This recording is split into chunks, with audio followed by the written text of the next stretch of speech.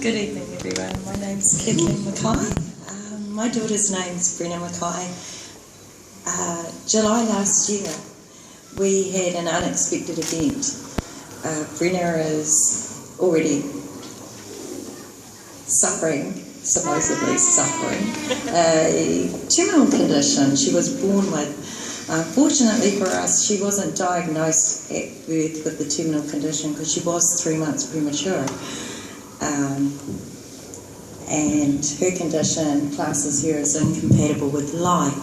Children like Brenna, who are born with trisomy 18, if they're discovered in vitro, because they're incompatible with life, these children are handed to you, and they can last maybe a few minutes, a few hours, maybe a few weeks if you're very, very lucky.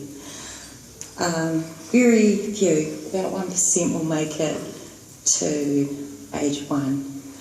Now for us, we were very, very fortunate.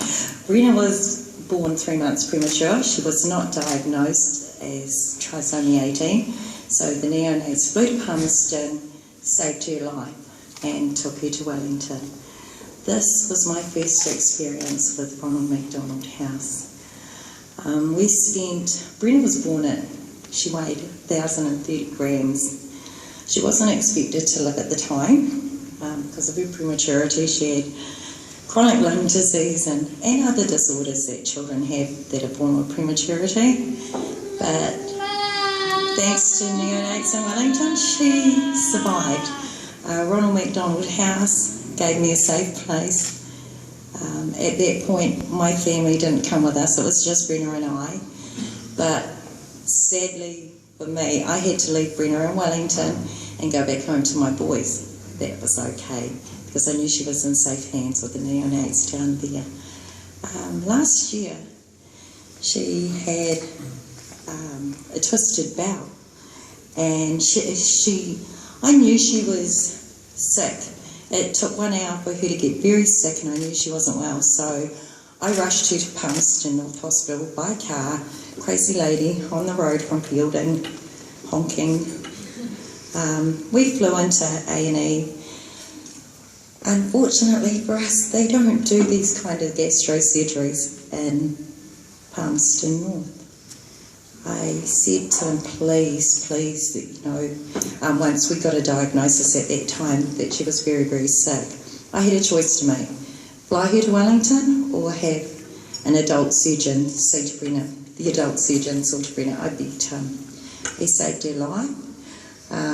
She was close to death. She lost 3/4 of a bowel. She barely has enough viable bowel for her to actually live, but according to the medical people, she lives. They left her open. I've never seen a little child, their stomach open. They left her open overnight, only because they were bringing in Mr. Pringle from Wellington to check that everything was okay, all the poison had gone, and then they would close her up. But they didn't expect her to make it through the night. She was on life support. So I sat with her all night, and I begged her to just love. She's my only daughter, Brenna has 5 brothers, and she's my only girl, she's my baby. I needed her to stay with me because every mummy wants a little girl, And anyway, she survived the night, even though they said she wasn't going to survive. She survived the night. Mr. Pringle came, checked everything was okay. Then she went into liver failure, and they said she is not going to make it off the table.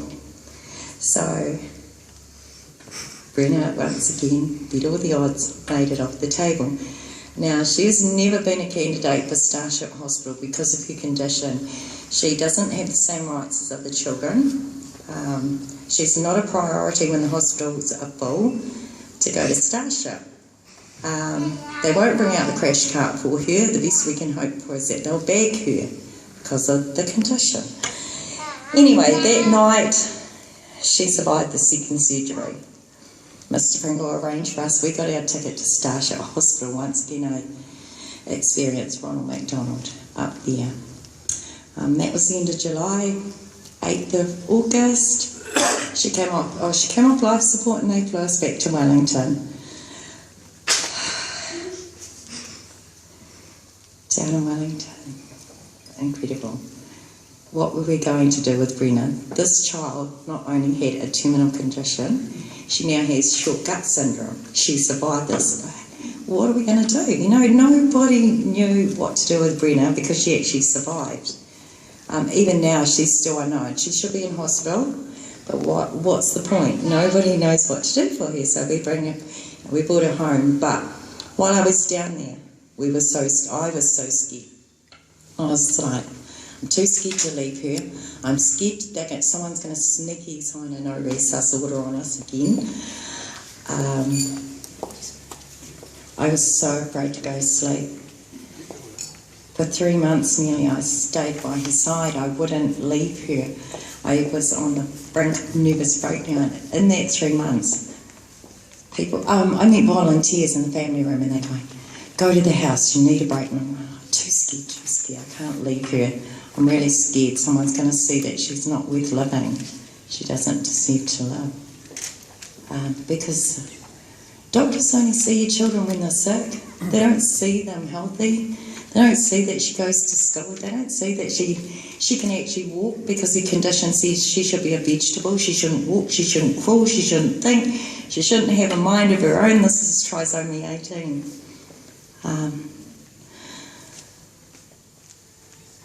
I had a nervous breakdown. I was told to go to Ronald McDonald House. So I'll go for a meal. Okay, I'll go for a meal. I went over there. They were so kind and so loving, and I just felt for the first time in 3 months I was able to relax. I could really, really relax. I knew Brenna was in safe hands by that time in Wellington Hospital because really too much money had been invested in the child saving her life. So, I mean, I'm sure a lot of you know how the medical system works, and bless them for saving her life. But Ronald McDonald saved my life. I was able to relax. I was able to sleep in a comfortable bed. I was able to eat a healthy meal that I didn't have to pay for because it was really hard for our family with the boys. Our community fundraised so that I could actually pay the rent and keep myself fed in Wellington and the family fed in Fielding. This was all because I was too scared to leave Brenna's side. But Ronald McDonald made us feel safe, and then Brenna got well, a few more surgeries. She was like, girl you see here, walking up and down the ward, and doctors are going, why is she here? You know, it's like, well, I don't know why we're here. But we would sneak out. Well, we were allowed to go out the ward, you know. First it was an hour, and Brenna had a safe place at Ronald McDonald. She could go in the playroom and play on the handcraft horses from Carterton. It was just incredible. She could run around. She was free. There was no hospital equipment. There was no nurses. There was no treatment. No one was pulling at her dressings and sticking needles in her. Ronald McDonald was a really happy place for us. I didn't get to see my children, my boys, for a good 2-3 months. And thanks to Ronald McDonald House, they brought us all together. It was an incredible time. Christmas time, you know, I kept saying, you know, we're not going to be here, but I kept thinking, we are going to be here, this is crazy. They put together the best Christmas for us. It was incredible. We didn't have to worry about anything. There was a beautiful meal. People came, there were presents, and there were lots of families in the same situation as us, and everybody was smiling. That was such a happy day, and this is why I'm here today. I am a bit shy normally, but I jumped at the opportunity to share with you our story because unless I win lotto, this is about the only way I'm going to ever be able to show my gratitude to Ronald McDonald House and Leslie and all the incredible staff that I became friends with.